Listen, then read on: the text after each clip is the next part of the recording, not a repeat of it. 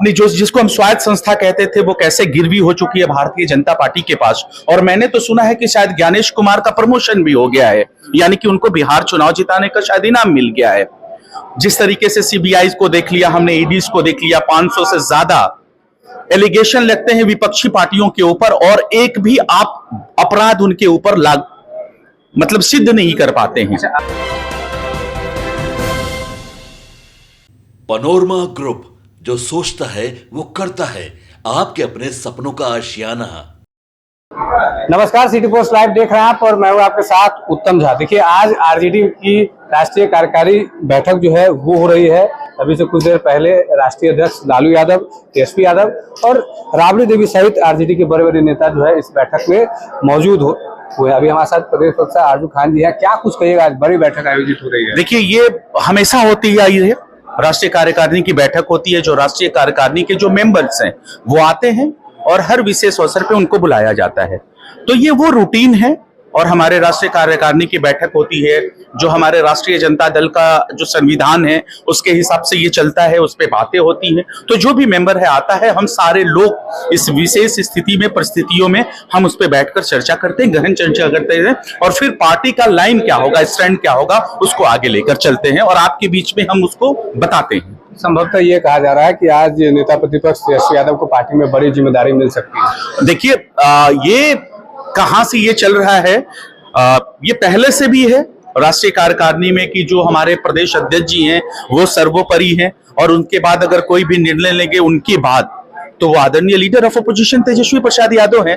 तो मुझे नहीं लगता है, और अगर कुछ कहीं अगर ये सारी आशंकाएं अगर आपको लगती है तो एक आध घंटे का इंतजार कर लीजिए, वो सारी चीजें क्लियर हो जाएंगी, आपके समक्ष आएंगे और हम मीडिया से रूबरू होकर सारी बातें को बताएंगे। इस तरीके से बिहार विधानसभा चुनाव में करारी शिकस्त हुई है, पार्टी के विधायकों की जो संख्या है वो घटी है, इस विषय पर चर्चा होगी, हर चीजों पे होगी। और इससे पहले भी हमारी समीक्षा बैठक हो चुकी है, पूर्ण तरीके से वो हो चुकी है। जितने हमारे प्रदेश अध्यक्ष और जो हमारे राष्ट्रीय उपाध्यक्ष लोग हैं वो बैठ के तमाम जितने भी हमारे बिहार के अलग अलग प्रकोष्ठों के जो प्रदेश के अध्यक्ष हैं उनके साथ, कार्यकर्ताओं के साथ, जिला अध्यक्षों के साथ हमारी बैठकें हुई और जो भी कमियां खामियां थी उसको हमने रखा है leader of opposition Tejashwi Prasad Yadav के सामने, वो संज्ञान ले रहे हैं। तो समीक्षा बैठक के बाद हम इस भी स्थिति में आ चुके हैं कि जो भी हमारे अंदर कमियां रही हैं, मशीनरी मैनेजमेंट के बाद जिस तरीके से leader of opposition Tejashwi Prasad Yadav ने कहा कि लोग हार गए हैं, तंत्र जीत गया है, मशीनरी मैनेजमेंट के हिसाब से हुआ है। इलेक्शन कमीशन जो है किस तरीके से अपनी जो जिसको हम स्वायत्त संस्था कहते थे वो कैसे गिरवी हो चुकी है भारतीय जनता पार्टी के पास। और मैंने तो सुना है कि शायद ज्ञानेश कुमार का प्रमोशन भी हो गया है, यानी कि उनको बिहार चुनाव जिताने का शायद इनाम मिल गया है। जिस तरीके से सीबीआई को देख लिया हमने, ईडीज को देख लिया, 500 से ज्यादा एलिगेशन लगते हैं विपक्षी पार्टियों के ऊपर और एक भी आप अपराध उनके ऊपर मतलब सिद्ध नहीं कर पाते हैं। आज जो है बड़ी बैठक है, राष्ट्रीय कार्यकारिणी की बैठक है आज, और रोनी आचार्य ने सुबह सुबह सोशल मीडिया पर लिखा है और कहा है कि पार्टी जो है घुसपैठियों के हाथ में। देखिए, सबसे बड़ा चीज है उनका अपना व्यक्तिगत बयान है और इस सवाल का जवाब बेहतर वही दे सकती है, लेकिन राष्ट्रीय जनता दल का दिल और दिमाग इतना बड़ा है कि गरीब वंचित शोषितों की पार्टी मानी जाती है। जिसको भी कोई परेशानी होती है तो संवैधानिक प्रक्रिया के हिसाब से वो अपनी बातों को रखता है, बात रखने की उनको अपनी आजादी। आपको लगता है कि पार्टी में कोई घुसपैठी है? मैं कहता हूं कि जितने भी कार्यकर्ता हैं, जिस तरीके से समीक्षा बैठक हुई, उन लोगों ने हमारे जो मशीन तंत्र के बाद जो हमारे अंदर कमियां हैं, खामियां हैं, उसके बारे में बातें की। तो हम सबकी बातों को एडॉप्ट करते हैं और आगे जो होगा वो सब आपको बताया जाएगा। जिस तरीके से पटना में नीट छात्रा का जो मौत मामला है शंभू गर्ल्स हॉस्टल का, उसमें बीजेपी नेता चुप है। हालांकि पुलिस ने अब कार्रवाई की है और पटना एसएसपी ने जो 2 पुलिसकर्मी है उसको जो है अविलंब प्रभाव से उनको हटाया गया। देखिए, सबसे बड़ा चीज है ये एसआईटी का गठन होता है, जांच भी इनपुट जो है दे दिया जाता है बड़े अधिकारियों के पास। तो सबसे बड़ा सवाल ये है कि मुजफ्फरपुर बालिका गृह कांड होता है, उसके अंदर भी एसआईटी गठन हुआ था, जमीनें खोदी गई, कंकाल निकले और कंकाल निकलने के बाद भी जो उसकी अपराधी थी वंजू वर्मा, अगर उसके बेटे को 2025 के इलेक्शन में टिकट जनता दल यूनाइटेड देती है तो बलात्कारियों के खिलाफ जो बलात्कारी लोग हैं उनके साथ इंसाफ कहां से कर पाती है, पीड़िता के साथ कहां से इंसाफ हो पाता है। समझ में तो यही आता है कि जहां जहां बलात्कार होते हैं वहां पता नहीं क्या रिश्ता हो जाता है भारतीय जनता पार्टी का कि उन बलात्कारियों को संपोषित और संरक्षित करने आ जाती है भारतीय जनता पार्टी। ये सवाल अपने आप में है कि आखिर में इनका रिश्ता क्या है, ये बता दें।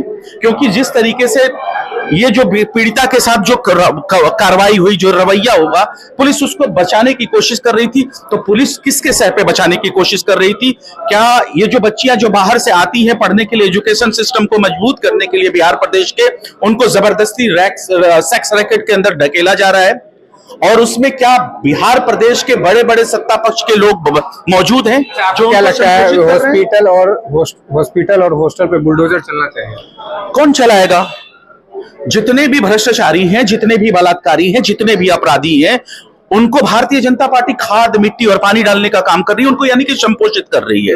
तो आप कैसे कह सकते हैं कि उनके घरों के ऊपर बड़ा आरोप लगा रहे हैं? मैं आरोप नहीं लगा रहा हूं, मैं सच कह रहा हूं। उन गरीबों के घरों पे इन्होंने बुलडोजर चलाया जिसको इलेक्शन से पहले मकान नंबर 000 आवंटित किया गया था, लेकिन जब इलेक्शन में वोट ले लिया, आज उनके घरों के ऊपर, झुग्गियों के ऊपर बुलडोजर चला दिया। तो मैं ये साफ तौर पे कह सकता हूं कि इनका जो बुलडोजर है, ये गरीब, असहाय, पीड़ित और शोषितों के घरों पे चलता है। जो नीट पेपर लीक माफिया है, जो बालू माफिया है, जो भू माफिया है, जो शराब माफिया है, जो बीपीएससी पेपर लीक माफिया है, उनके घरों पे ये बुलडोजर नहीं चलाएंगे, बाकायदा उनको ये खाद, पानी और मिट्टी डालने का काम करेंगे। चलिए, बहुत बहुत धन्यवाद। देखिए, इन्होंने बड़ी बात कही है कि जितने भी जो बलात्कारी होते हैं, कहीं ना कहीं भारतीय जनता पार्टी जो है उनको खाद पानी देकर जो शोषित करने का काम जो है वो भारतीय जनता पार्टी के द्वारा जो है वो किया जाता है। कई सारे बातें जो है वो इनके द्वारा किया गया है। आज राष्ट्रीय जनता दल के राष्ट्रीय कार्यकारी की बैठक है, अंदर बैठक चल रही है और संभवतः ये कहा जा रहा है कि तेजस्वी यादव को आज राष्ट्रीय कार्यकारी अध्यक्ष की जो जिम्मेदारी है वो मिल सकती है। धन्यवाद।